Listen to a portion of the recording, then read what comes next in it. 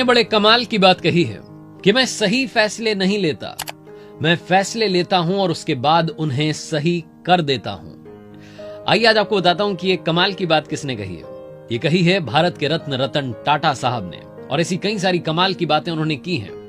Hi guys, मेरा नाम है आरजे कार्तिक और आपका स्वागत है मेरी नई सीरीज सीखोगे नहीं तो जीतोगे कैसे में। आज बात करेंगे हिंदुस्तान के टॉप बिजनेसमैन रतन टाटा साहब की, जिनके लिए भारत वाले हम सब लोग ये डिमांड कर रहे हैं, कैंपेन चला रहे हैं कि इन्हें भारत रत्न मिलना चाहिए। और ये हैं कि विनम्रता से हाथ जोड़ करके कह रहे हैं कि मुझे भारत रत्न नहीं चाहिए। इस तरह के कैंपेन्स चलाना बंद कीजिए। कुछ तो बात है जो इन्हें महान बनाती है। आइए बात करते हैं उन 5 बातों के बारे में जो आपको और हमें सीखनी ही चाहिए रतन टाटा साहब से। 5 लर्निंग्स फ्रॉम रतन टाटा। रतन टाटा साहब से जो सबसे बड़ी बात सीखी जा सकती है वो है बिलीवर बनिए। ड्रीमर बनने से पहले बिलीव रखना शुरू कीजिए, भरोसा करना शुरू कीजिए खुद पर, खुद की सोच पर और इस बात पर कि आप कमाल कर सकते हैं। हमारा देश जहां पर घोड़ा गाड़ी, बैलगाड़ी वो दौर था, फिर अंग्रेज आए, कार हमारे देश में आई, हमें आजादी मिली, उसके बाद हमारे अपने लोगों ने कारें खरीदना शुरू किया, कार में घूमना शुरू किया। लेकिन इस बात में किसी का बिलीव नहीं था कि कार को पूरे तरीके से भारत में बनाया जा सकता है। रतन टाटा साहब ने स्क्रैच से लेकर के आखिरी तक, जीरो से लेकर के आखिरी तक एक कार बनाने का सपना रखा। भारत में ही उस कार को बनाना चाहते थे, भारत की अपनी कार बनाना चाहते थे। 1998 में, 1998 में भारत की अपनी स्वदेशी car, India's first indigenous car Tata indica उन्होंने लॉन्च की, जिसे बहुत सारे लोगों ने खरीदा, बहुत सारा प्यार दिया, जो भारत की अपनी कार थी। ये एक सपना था जो रतन टाटा साहब ने देश के लिए संजोया था, और इस सपने से बस यही सीखने को मिलता है कि सबसे पहले अपने ऊपर बिलीव करना शुरू कीजिए। एक बार मुंबई में तेज बरसात हो रही थी। रतन टाटा साहब अपनी कार में थे और रेड लाइट पर रुके हुए थे। तभी उन्होंने देखा कि एक स्कूटर पर परिवार आता है और वो फटाफट से एक फ्लाईओवर के नीचे जाकर के शरण लेता है। रतन टाटा साहब ने जब उस फैमिली को देखा तो उनको लगा कि क्यों ना एक ऐसी कार बनाई जाए जो कि मिडिल क्लास फैमिलीज के लिए हो। भारत का जो मध्यम वर्गीय परिवार है वो भी कार अफोर्ड करे, 2 व्हीलर के बजाय 4 व्हीलर में ज्यादा सेफ महसूस करे। एक छोटा सा ख्याल था और वो चाहते थे कि कम से कम पैसे में अच्छी कार बने। एक रिपोर्टर ने एक बार उनसे इंटरव्यू किया और पूछा कि साहब आप कितने रुपए में इस कार को बनाएंगे। तो उन्होंने अंदाजे से कह दिया कि 1 लाख रुपए के लगभग मैं सोच रहा हूं। और वो इंटरव्यू जंगल में आग की तरह फैल गया। लोगों ने कहा कि साहब लखटकिया कार टाटा साहब लेकर के आ रहे हैं, और अब उनके लिए चैलेंज था कि 1 लाख रुपए में कार बनानी है। टाटा नैनो नाम की कार आई, बहुत लोगों ने खरीदी भी, हालांकि ज्यादा चल नहीं पाई। रतन टाटा साहब कहते हैं कि वो जो 1 लाख रुपए का टैग था ना, वो शायद उसकी मार्केटिंग पर भारी पड़ गया। लेकिन ये जो छोटी सी इनकी कहानी है, जिंदगी की सच्ची कहानी, टाटा नैनो की कहानी, ये पता है क्या सिखाती है? सबसे पहली बात तो कि दुनिया में चाहे जिस ऊंचाई पर पहुंच जाना, इमोशनल बने रहना, इमोशंस को अपने अंदर जिंदा रखना, हर उस व्यक्ति के बारे में सोचना जो कहीं ना कहीं परेशानी में है। दूसरी बात जो इस घटना की वजह से हुई, भारत में जो सिनेरियो बदला, जो दूसरी कार कंपनीज थी उनको भी लगा कि क्यों ना हम भी मिडिल क्लास फैमिलीज के लिए कार लेकर के आए। जिनके प्राइसेस बहुत हाई थे वो नीचे अपने प्राइसेस को लेकर के आए, और मिडिल क्लास फैमिलीज के लिए भी जो एंट्री लेवल कार्स होती हैं वो आने लगी, और भारत के लोग उन कार्स को खरीदने लगे। आज उनकी संख्या बहुत ज्यादा है। ये सब पॉसिबल हो पाया उस टाटा नैनो के कदम की वजह से। लर्निंग नंबर 3, हर बार आपको जवाब देने की जरूरत नहीं है। कई बार सक्सेस आपका जवाब लोगों को दे देगी, इसलिए सक्सेसफुल बनिए। 1998 की बात है, रतन टाटा साहब ने टाटा इंडिका लॉन्च की थी, जो मैं बता रहा था आपको, भारत की पहली स्वदेशी कार। और जो रिस्पॉन्स वो मार्केट से चाह रहे थे वो मिला नहीं। धीरे धीरे कंपनी घाटे में जाने लगी और बात इस नौबत तक आ गई कि उन्हें लगा कि ये कंपनी बेच देते हैं, ये कार वाला बिजनेस किसी और को बेच देते हैं। तो एक मीटिंग फिक्स हुई फोर्ड कंपनी के बिल फोर्ड साहब से।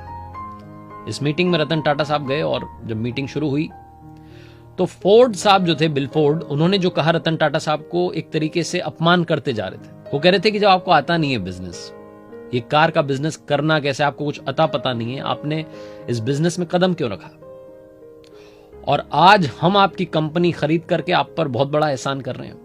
ये बात जब बिल फोर्ड ने कही, रतन टाटा साहब को दिल में घर कर गई, चुभ गई, उन्होंने डील कैंसिल कर दी, कुछ भी नहीं बोले, चुपचाप वहां से चले आए।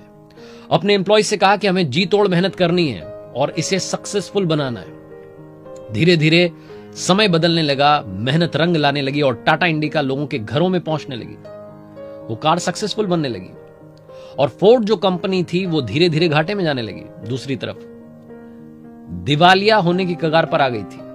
तब रतन टाटा साहब को लगा कि क्यों ना इनकी मदद करें, कुछ खरीद लेते हैं। तो एक और मीटिंग फिक्स हुई बॉम्बे हाउस में बिल फोर्ड और रतन टाटा साहब की। और रतन टाटा साहब ने प्रपोजल रखा कि आपकी ये जो फोर्ड की जो एक कंपनी थी JLR, जो कि लैंड रोवर और जैगुआर बनाती है, उन्होंने कहा कि मैं इसे खरीदना चाहता हूं। डील फिक्स हो गई।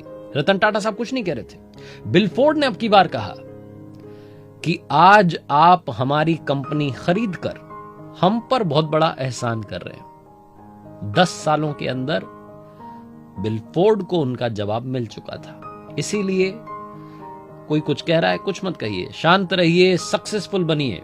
ये जो सफलता होती है, ये सफलता बहुत ज्यादा शोर मचाती है। आपको कुछ कहने की जरूरत नहीं है। लर्निंग नंबर 4, सिर्फ बिजनेस रिलेशनशिप में ही टाटा साहब अच्छे नहीं है, रिलेशनशिप्स में भी अच्छे रहे।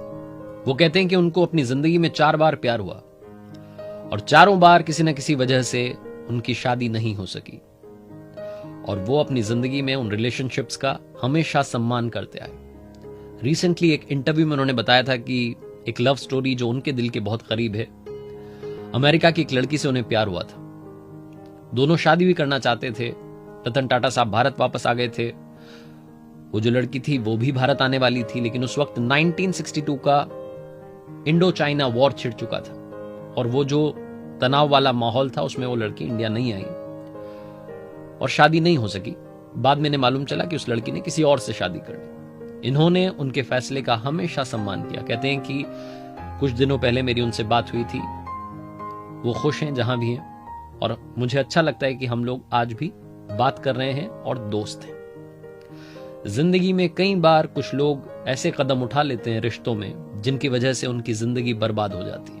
किस तरीके से किसी भी रिश्ते का सम्मान करना है, ये आप रतन टाटा साहब की पर्सनल लाइफ से सीख सकते हैं। उनकी अपनी जिंदगी में वो कहते हैं कि उन्होंने हमेशा उनकी दादी माँ से सीखा कि जो वैल्यूज हैं उन्हें बनाए रखना है, उनके लिए ही ये जिंदगी जीनी है।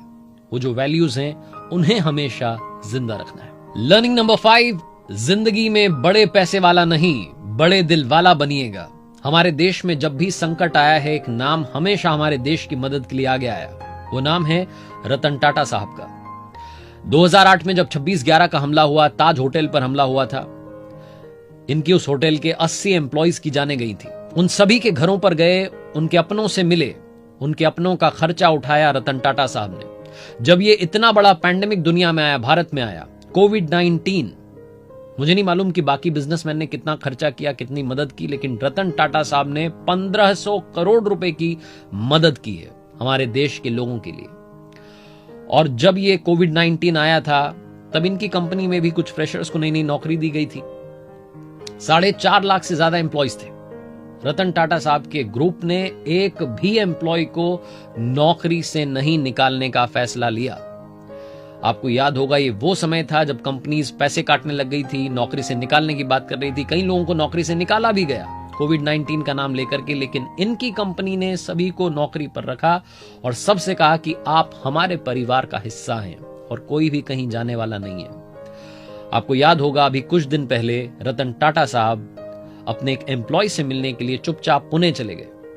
2 साल से वो एम्प्लॉय जो हैं वो बीमार थे, उनका हालचाल जानने के लिए उनके घर पर, उनकी सोसाइटी में पहुंचे। ये बहुत सारी घटनाएं हैं जो हमें बताती हैं कि रतन टाटा साहब वाकई में बड़े दिल वाले हैं।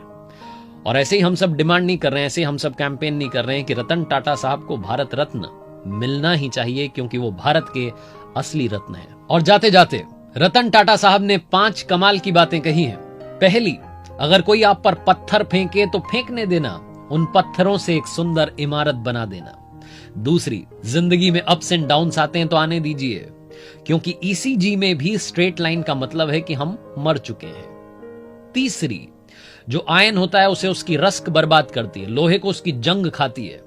इसी तरीके से इंसान को कोई और बर्बाद नहीं करता सिवाय उसके अपने माइंड सेट के। चौथी, वो इंसान जो दूसरों की नकल करता है थोड़े टाइम के लिए सक्सेसफुल बन जाता है, लेकिन ज्यादा समय के लिए जीत नहीं पाता।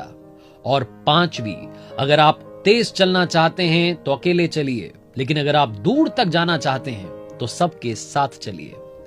आरजे कार्तिक के साथ देखते रहिए हर सोमवार सुबह 9:30 बजे एक नई कहानी। और जिंदगी में याद रखिए, हारोगे नहीं तो सीखोगे कैसे, और सीखोगे नहीं तो जीतोगे कैसे। इसीलिए हर हार से सीखो और कर दिखाओ कुछ ऐसा कि दुनिया करना चाहे आपके जैसा।